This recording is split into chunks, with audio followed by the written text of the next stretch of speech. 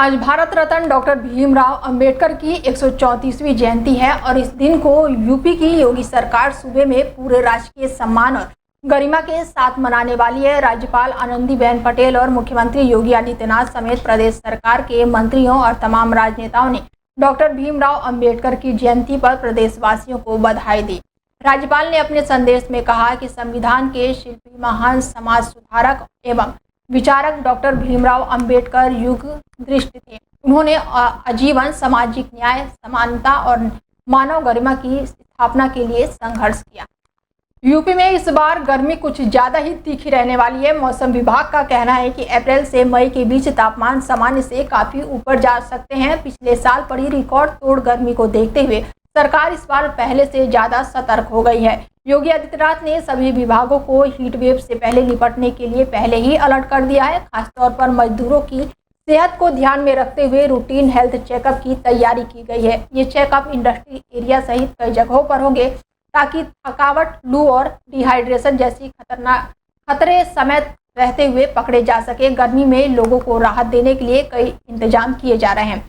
सड़कों पर पानी का छिड़काव, पार्कों और काम की जगहों पर छांव की स्थिति, पशुओं के लिए ठहरने की जगह और जरूरी दवाएं भी मुहैया कराई जाएगी। सरकार ने तय किया है कि हर जिले में इस एक्शन प्लान का सख्ती से लागू किया जाएगा। अधिकारी खुद निगरानी करेंगे कि पेयजल सप्लाई, आश्रम और साथ ही जागरूकता कैंप ठीक से चल रहे हैं या नहीं। स्वास्थ्य विभाग की मदद से जागरूकता शिविर भी लगाए जाएंगे जहां लोगों को लू का लक्षण पहचाने जाए और प्राथमिक इलाज की जानकारी दी जाए। साथ ही निगरानी टीम रोज हालातों का जायजा लेगी ताकि समय रहते किसी भी समस्या से निपटा जा सके। गौरतलब है कि अप्रैल के पहले हफ्ते में ही यहां पर तापमान करीब 40 डिग्री पहुंच गया है। नए शैक्षणिक सत्र की शुरुआत होते ही दिल्ली एनसीआर समेत देश भर के प्राइवेट स्कूलों में फीस बढ़ने का सिलसिला शुरू हो गया है और इसी के साथ पेरेंट्स ने भी हंगामा शुरू कर दिया है।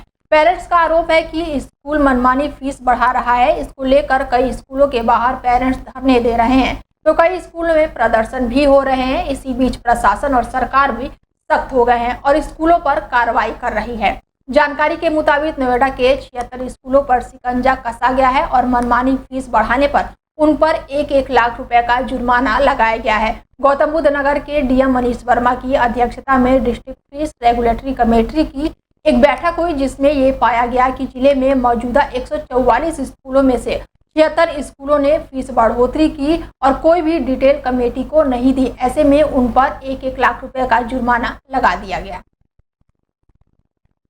नोएडा के स्कूलों में बढ़ती फीस को लेकर जिला अधिकारी मनीष कुमार वर्मा इस वक्त गंभीर हो गए हैं। आपको बता दें 2 दिन पहले उन्होंने एक बैठक के दौरान वहां पर अधिकारी मौजूद रहे और उस बैठक में तय हुआ कि 76 स्कूलों पर 1-1 लाख रुपए का जुर्माना लगा। वहीं 3 स्कूलों को नोटिस भेजा गया। ये आपको बता दें कि ये वो स्कूल हैं जो बिना बताए स्कूल की फीस बढ़ा रहे थे। आपको बता दें कि मनीष कुमार वर्मा ने 7 टीमों का गठन भी किया और 3 स्कूलों को नोटिस भेजा। 76 स्कूलों पर 1-1 लाख का जुर्माना लगाया।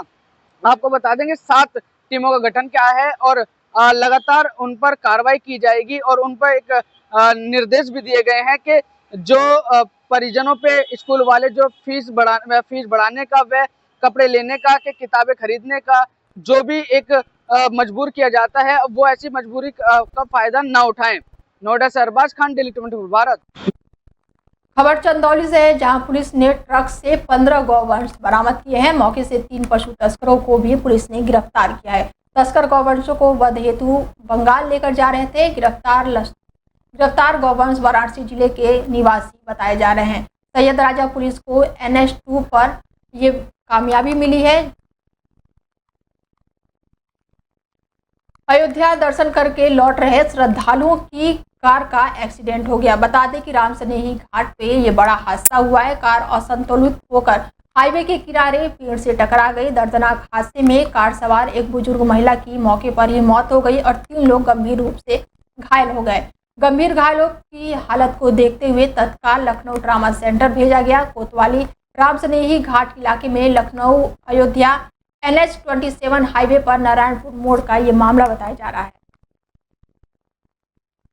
खबर हरदोई से है जहां पर थाना क्षेत्र के बदरपुर में ओवरलोड ऑटो और कार में भीषण टक्कर हो गई। टक्कर इतनी खतरनाक थी कि ऑटो के परखच्चे उड़ गए ऑटो सवार कई लोग गंभीर रूप से घायल हो गए। 15 सवारी बैठाकर ऑटो चालक कहीं लेकर जा रहा था। पहले भी बिलग्राम में ऑटो सवार कई लोगों की मौत के बाद से पुलिस अधीक्षक ने ऐसे ऑटो पर सख्त कार्रवाई के निर्देश दिए थे। स्थानीय पुलिस और परिवहन विभाग की नाकामी के चलते धड़ल्ले से ऑटो पर ओवरलोड सवारियां चल रही हैं। हादसे में ऑटो और कार बुरी तरह से क्षतिग्रस्त हो गया है। ऑटो सवार घायल हो गया है तो वहीं 8 लोगों को पुलिस ने अस्पताल में भर्ती कराया है।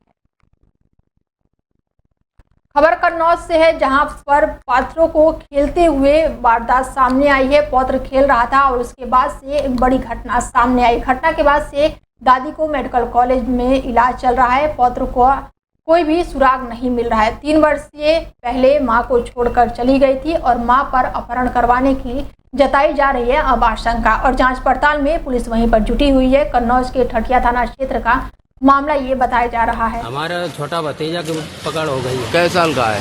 4 साल। क्या नाम है उसका? विवेक। तुम्हारा क्या नाम है? अरविंद। और विवेक के पापा क्या नाम है? भगवान दीन। विवेक के पापा का जिसका अपहरण हुआ? गोविंद। गोविंद कहाँ है? वो दिल्ली में। और उसकी मम्मी? उसकी मम्मी नापता है। कब से? 1 साल से। अच्छा, और ये तुम्हें किसके ऊपर शक है? किसी के ऊपर? हमें उसकी माता। सहारनपुर में फाइनेंस कर्मी के साथ लूट और हत्या करने वाले बदमाश से पुलिस की मुठभेड़ हो गई। मुठभेड़ में 4 बदमाश गंभीर रूप से घायल हो गए। बदमाशों से भारी मात्रा में अवैध हथियार भी पुलिस ने बरामद किया है, जिसमें 1 पिस्टल, 3 अवैध तमंचा, 8 जिंदा कारतूस और 6 खोखा पुलिस ने बरामद किए हैं। फाइनेंस कर्मी से लूटे गए 1.5 लाख रुपए और 4 मोबाइल फोन और 2 मोटरसाइकिल भी पुलिस ने बरामद किए हैं। 3 बदमाश हरिद्वार उत्तराखंड के एक सहारनपुर का रहने वाला बताया जा रहा है। थाना सरसावा क्षेत्र के कुछ ही दिन पहले फाइनेंस कर्मी को गोली मारकर हत्या और लूट की घटना की गई थी। देर रात मुखबिर की सूचना के बाद से पुलिस ने बदमाशों के साथ मुठभेड़ की और इस दौरान पुलिस को ये बड़ी कामयाबी मिली। नोएडा के सेक्टर 62 स्थित फिटजी कोचिंग सेंटर एक बार फिर विवादों में है। काफी विवादों और बंदी के बाद अब इसे दोबारा शुरू किया गया है। कुछ छात्रों ने क्लासेस लेना भी शुरू कर दिया है। वहीं दूसरी ओर बड़ी संख्या में अभिभावक सेंटर के बाहर प्रदर्शन कर रहे हैं और इसे नई ठगी की शुरुआत बता रहे हैं। दरअसल नोएडा सेक्टर 62 स्थित कोचिंग सेंटर के बाहर पहुंचे अभिभावकों ने गंभीर आरोप लगाए हैं। अभिभावकों का आरोप है कि संस्था ना तो पहले 5 से 6 लाख रुपए फीस वसूलने के बाद अचानक कोचिंग बंद करके फरार हो गई थी, और अब आरोप है कि रातों रात टीचर्स ने इस्तीफा दे दिया और छात्रों की पढ़ाई अधर में लटक गई थी। आरोप है कि अब उसी सेंटर को एक बार फिर से फ्रेंचाइजी के जरिए फिर से शुरू कर दिया गया है। इसे लेकर अभिभावक भारी नाराज के बाद 2-4 क्लास अटेंड करने के बाद हमारा 1 लाख रुपए से ज़्यादा जा चुका है और अचानक से इन्होंने ताला लगा दिया और कोई रिस्पांस नहीं किया। जब हम काफ़ी चक्कर लगाए कोई रिस्पांस नहीं आया। अब अचानक से बोल रहे हैं कि आ जाइए, खोल रहे हैं। हमारा पैसा हमें वापस चाहिए, हमें नहीं जाना फिर जी। कैसे टीचर से हमें नहीं पता। हमारे बच्चे का भविष्य हम खतरे में नहीं डाल सकते, हमें हमारा पैसा वापस चाहिए। अभी दोबारा बुला रहे तो पैसा फिर से पे करने के लिए बोल रहे हैं या पुराने वाले पे? सेक्टर 62 के सेंटर में 11th क्लास में एडमिशन कराया था अप्रैल 2024 में। 6,75,000 रुपए इन्होंने लिया था 2 साल का 11th-12th के कोर्स के लिए। 7-8 महीने पढ़ाने के बाद जनवरी 21 को इन लोगों ने सेंटर एब्रप्टली बंद कर दिया विदाउट एनी इन्फॉर्मेशन। कोई मेल नहीं, कोई मेल व्हाट्सएप नहीं, कोई टेक्स्ट मैसेज नहीं। बच्चा एग्जाम देने आया था 21 तारीख को, 1 घंटा पहले एग्जामिनेशन सेंटर से उसको भी बोला गया कि घर चले जाओ। टीचर सारे चले गए। रातों रात टीचर शिफ्ट हो गए। यहाँ से आकाश इन्वेक्टस में रोड क्रॉस करके चले गए टीचर्स। 40 स्टाफ था, सारे के सारे चले गए। इतने मेल्स भेजे गए, कोई मेल का जवाब नहीं, कोई व्हाट्सएप का जवाब नहीं। मुरादाबाद में अधिवक्ता की लाठी डंडों से पीट कर हत्या करने का मामला सामने आया है। 32 साल के अधिवक्ता योगेंद्र यादव की हत्या का मामला सामने आया है। 2 पक्षों के झगड़े के बीच मृतक ने बीच बचाव किया था। दबंगों द्वारा अधिवक्ता को बेरहमी से पीटा गया। अधिवक्ता की अस्पताल में इलाज के दौरान मौत हो गई, जिसके बाद से अधिवक्ता की हत्या के बाद से वकीलों में आक्रोश है। पुलिस ने तहरीर के आधार पर 5 अज्ञात के खिलाफ मुकदमा दर्ज कर लिया है और जांच पड़ताल शुरू कर दिया है। पुलिस ने शव को कब्जे में लेकर पोस्टमार्टम के लिए भेज दिया है और आगे की जांच पड़ताल शुरू कर दी है। एक परिवार से आशय एक ही परिवार की शाखाएं हैं। कुछ विवाद था लोगों का, शराब पी करके कुछ झगड़ा हुआ जिसमें एक व्यक्ति योगेंद्र नामक की डेथ हो गई है। प्रार्थना पत्र जो है उनकी पत्नी के द्वारा दिया गया, अभी पंजीकृत है। सर, इसमें कितने लोगों के खिलाफ मुकदमा दर्ज किया गया है? इसमें 5 लोग नामजद हैं और बाकी कुछ अज्ञात लिखे हुए हैं, विवेचना की जा रही है। सर, ये जो विवाद की स्थिति थी, क्या विवाद था सर? इनका विवाद अभी तक तो जो सतही तौर पर निकल करके आया है कि शराब पी करके नालायकी किए हैं, शराब के ठेके के पास विवेचना की जा रही है, उसमें निकल कर